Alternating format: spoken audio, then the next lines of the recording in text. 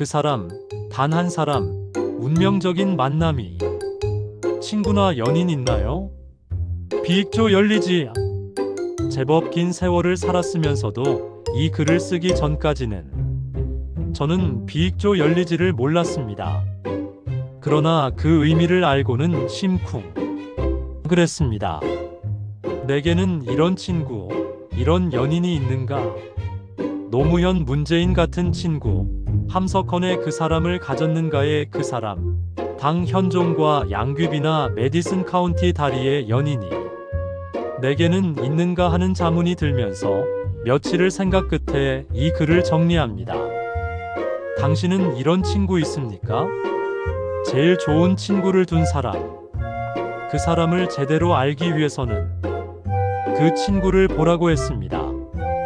여러분, 말은 떠듬떠듬 유창하지 않게 원고를 보면서 읽었습니다만 제일 좋은 친구를 둔 사람이 제일 좋은 대통령 후보 아니겠습니까? 몇 번을 들어도 진하게 울리는 두 사람 간의 관계. 운명적인 만남이자 평생의 동지인 친구입니다. 친구와 관련하여 또 한 분이 생각납니다. 저는 함석헌 선생님을 잘 모릅니다. 다만 전해지는 글을 통해서 어림짐작할 뿐이지만 길고 하얀 수염과 두루마기를 걸치신 훤칠한 이미지에서 대쪽 같은 고듬과 자상한 아버지의 냄새를 느낍니다. 특히나 그분의 대표적인 시인 그 사람을 가졌는가의 친구시는 압권입니다. 그 사람을 가졌는가 마이너스 함석헌 마이너스 말리 길 나서는 길 처자를 내맡기며 맘 놓고 갈만한 사람 그 사람을 그대는 가졌는가. 온 세상 다 나를 버려 마음이 외로울 때에도 저 맘이야 하고 믿어지는 그 사람을 그대는 가졌는가. 탔던 배 꺼지는 시간 구명대 서로 사양하며 너만은 제발 살아다오 할 그 사람을 그대는 가졌는가. 불의의 사형장에서 다 죽여도 너희 세상 빛을 위해 저만은 살려두거라 일러줄 그 사람을 그대는 가졌는가. 잊지 못할 이 세상을 놓고 떠나려 할 때 저 하나 있으니 하며 빙긋이 웃고 눈을 감을 그 사람을 그대는 가졌는가. 온 세상의 찬성보다도 아니하며 가만히 머리 흔들 그 한 얼굴 생각에 알뜰한 유혹 물리치게 되는 그 사람을 그대는 가졌는가. 비익조 열리지 유래 원작 당나라의 시인 백거이는 당나라의 현종과 양귀비의 뜨거운 사랑을 읊은 시 장안가에서 이렇게 읊고 있다. 7월 7일 장생전 7월 7일 장생전에서 야반무인화어시 깊은 밤 사람들 모르게 한 약속 제천 원작 비익조 하늘에서는 비익조가 되기를 원하고 제지원이 열리지 땅에서는 열리지가 되기를 원하네. 천장지구유 시진 하늘과 땅이 닿을 날이 있을지라도 차한선 선무절기 이하는 끝없이 계속되네. 위시의 비익조는 날개가 한쪽뿐이어서 암컷과 수컷의 날개가 결합되어야만 날 수 있다는 새이고 열리지는 뿌리가 다른 나뭇가지가 서로 엉켜 마치 한 나무처럼 자라는 것입니다. 한쪽 눈과 한쪽 날개를 가진 둘이 만나 온전한 새가 되는 것. 지극한 사랑을 의미할 때 비유. 비익조는 한쪽 눈과 한쪽 날개만 가지고 태어난다고 하는 전설의 새입니다. 그래서 비익조는 제대로 보거나 날 수가 없습니다. 그렇게 죽을 때까지 한쪽 눈과 한쪽 날개로만 살다가 죽는다면 비익조는 정말 비운의 새로 남을 수밖에 없습니다. 그러나 자신과 반대쪽의 눈과 날개를 가진 또 다른 비익조를 만나면 그 둘이 하나가 되어 세상을 마음껏 날아다닐 수 있게 된다고 합니다. 오직 그 둘이 하나일 때야 온전하게 되기 때문에 사랑을 이야기할 때 등장하는 새 중에 하나입니다. 비익조는 처음 당나라 시인 백낙천이 현종과 양귀비의 애절한 사랑을 노래한 장안가에 등장하면서 사랑을 상징하게 되었다고 합니다.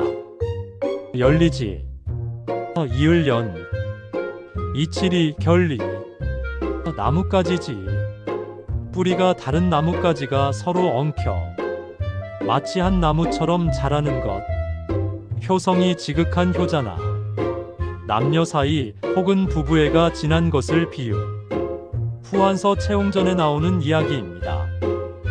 후한 말의 문인인 채옹은 효성이 지극하기로 소문이 나 있었습니다. 채옹은 어머니가 병으로 자리에 눕자 3년 동안 옷을 벗지 못하고 간호해드렸습니다. 마지막에 병세가 악화되자 100일 동안이나 잠자리에 들지 않고 보살피다가 돌아가시자 무덤 곁에 초막을 짓고 심요살이를 했습니다. 그 후 채옹의 방 앞에 두 그루의 싹이 나 점점 자라서 가지가 서로 붙어 성장하더니 결이 이어지더니 마침내 한 그루처럼 되었습니다. 사람들은 이를 두고 채옹의 효성이 지극하여 부모와 자식이 한 몸이 된 것이라고 말했습니다. 두 나뭇가지가 이어져 한 몸이 된 열리지는 천년 인연이 사랑으로 승화된 나무가 아닐까? 두 나무가 오랜 세월부터 자라면 두 가지가 이어져 한 나무가 되는 열리지가 됩니다. 이러한 현상은 몇백 년에 한 번 나올까 말까 하는 매우 드문 현상이지만 실제 사례는 있습니다.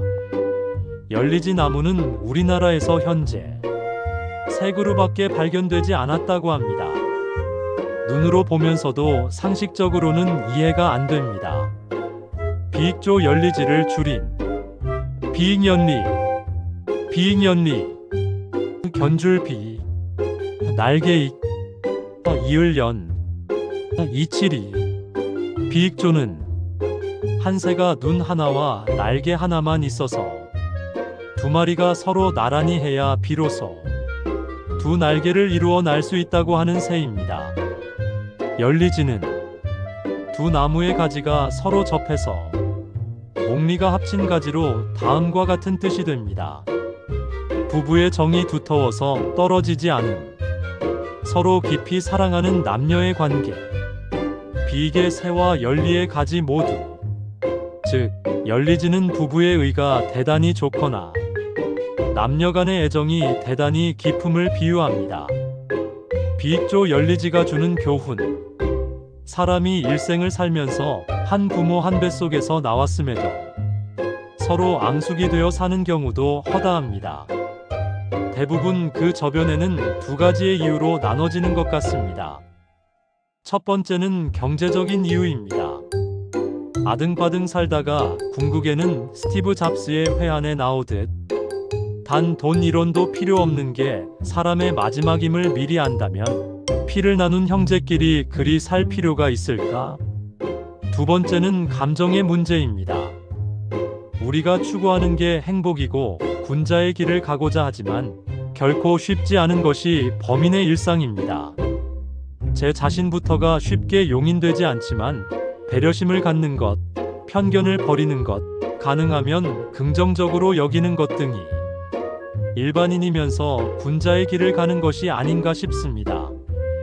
그러나 피 한 방울 섞이지 않은 사이임에도 너무나 지극한 운명적인 만남의 친구도 있고 단 며칠의 만남에도 죽을 때까지 눈물로 그리는 메디슨 카운티 다리의 사랑 같은 연인도 있습니다.